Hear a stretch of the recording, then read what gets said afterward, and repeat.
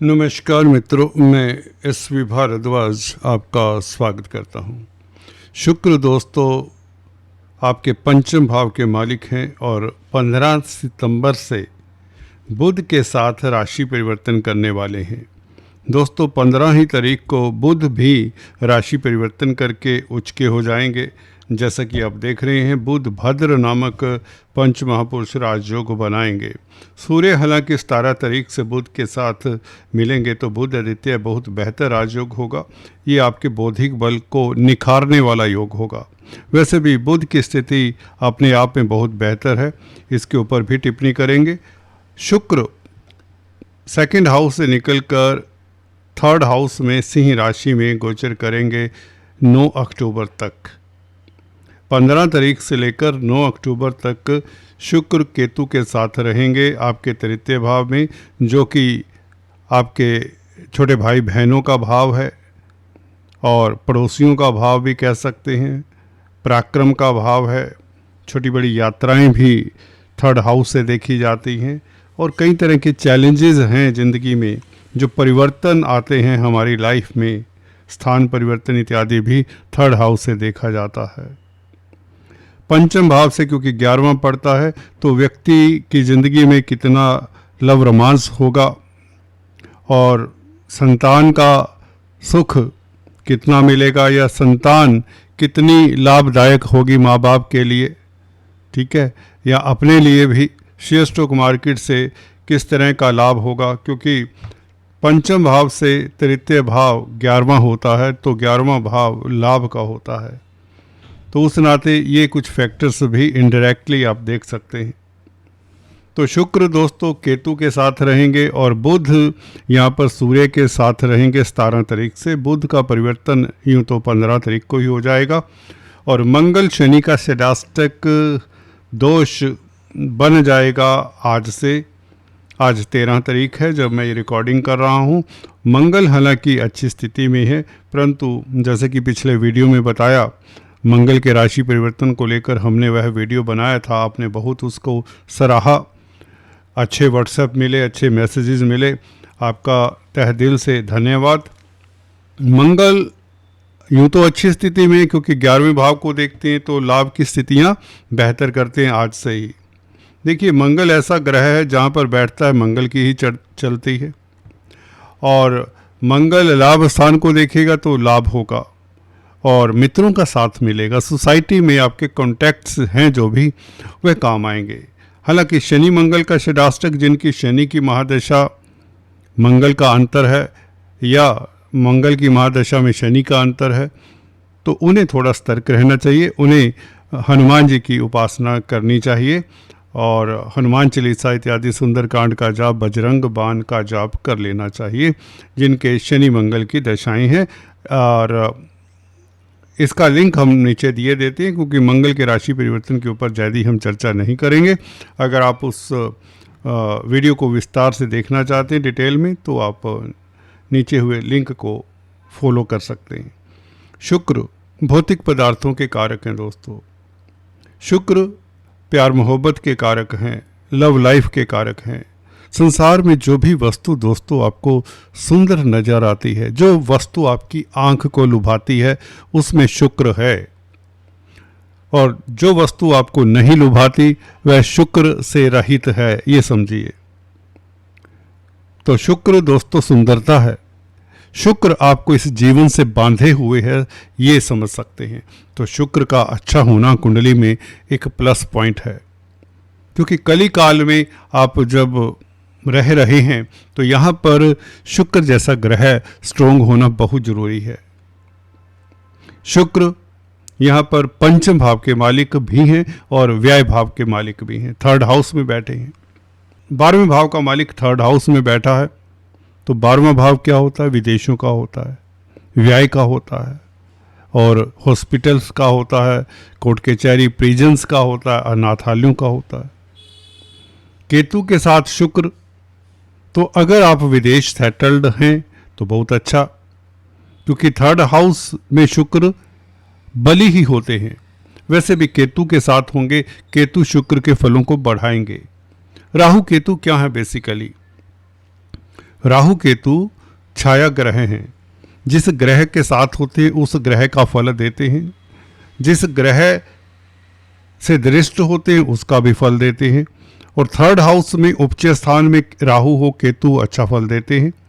तो यहाँ पर केतु की स्ट्रेंथ अच्छी होने के कारण शुक्र को भी बल मिलता है, क्योंकि केतु कैटालिस्ट का कार्य करेगा। शुक्र हालांकि सिंह राशि में इतने कंफर्टेबल नहीं होते। सिंह राशि सूर्य की राशि है, सूर्य और शुक्र को इसीलिए मित्र नहीं बताया गया, शत्रु बताया गया है, क्योंकि शुक्र जहाँ पर पृथ्वी तत्व और वायु तत्व की राशियों के मालिक है, सूर्य अग्नि तत्व की राशि के मालिक है, तो दोनों का कोई स्वभावतः मेल भी नहीं है, इसलिए शुक्र यहाँ पर कंफर्टेबल नहीं होते। परंतु लव रोमांस के लिए स्थितियाँ बहुत बेहतर रहेंगी। थर्ड हाउस में कालपुरुष की कुंडली भी आपको देख लेनी चाहिए, क्योंकि यहाँ पर कालपुरुष की कुंडली में मिथुन राशि आती है जो बुध की राशि होती है। बुध के भाव में शुक्र कंफर्टेबल होते हैं।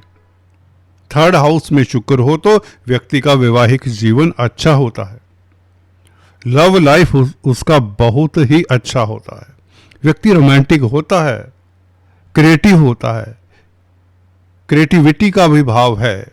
यहाँ पर आपके इमेजिनेशन को उछाल मिलेगा। केतु कैटलिस्ट का कार्य करेगा दोस्तों। तो अगर आप music, dance, drama, painting, writing, लिखने से संबंधित भी है यह भाव थर्ड हाउस, जो पत्रकार हैं उनकी लेखनी में अलग ही चमक होगी।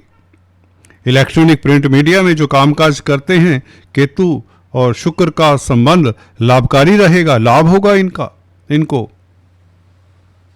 शुक्र दोस्तों पंचम भाव के भी मालिक हैं। पंचम भाव के मालिक होने के नाते विद्या, बुद्धि, संतान के मालिक हुए। अब संतान के भाव का मालिक अपनी राशि से 11वें में, तो संतान के लिए अच्छा हो जाएगा। अगर आपके संतान के कैरियर में किसी तरह की प्रॉब्लम्स हैं, संतान के स्वास्थ्य को लेकर चिंतित है, तो वह 15 तारीख से इम्प्रूवमेंट के योग बनाता है। दूसरे, विद्या, बुद्धि, अगर आप छात्र हैं, छात्रों के लिए समय अच्छा हो जाता है। खासकर हायर एजुकेशन को लेकर अगर किसी तरह की परेशानी रही है, किसी तरह का अवरोध रहा है, मन चाहे कॉलेज में, यूनिवर्सिटी में आपको एडमिशन मिल जाती है। किसी कॉम्पिटिटिव एग्जाम्स के रिजल्ट का, परिणाम का इंतजार कर रहे हैं, तो आपके लिए सुखद परिणाम होगा, याद रखें। क्योंकि वैसे भी पंचम भाव के ऊपर गुरु की दृष्टि है। गुरु आपके कैरियर के मालिक हैं। गुरु कैरियर के मालिक होकर पंचम भाव को देखते हैं पंचम दृष्टि से, तो कैरियर के लिए समय अच्छा है। तो इसलिए अगर आपने कोई एग्ज़ाम दिया हुआ है, हो सकता है आप एग्ज़ाम पास करके आप अच्छी नौकरी पा लें। हो सकता है कि इसके चांसेस प्रबल हैं, क्योंकि बुध भी तो साथ में ही 15 तारीख को उचके हो रहे हैं, चतुर्थ भाव में बैठे हैं, जो आपके बौद्धिक बल को तो निखारते हैं, आपकी शख्सियत को तो निखारते हैं, आपकी समाज में प्रतिष्ठा बढ़ती है बुध के उच्च के होने से, आपका समाज में डंका बजता है, ये कहना पड़ेगा।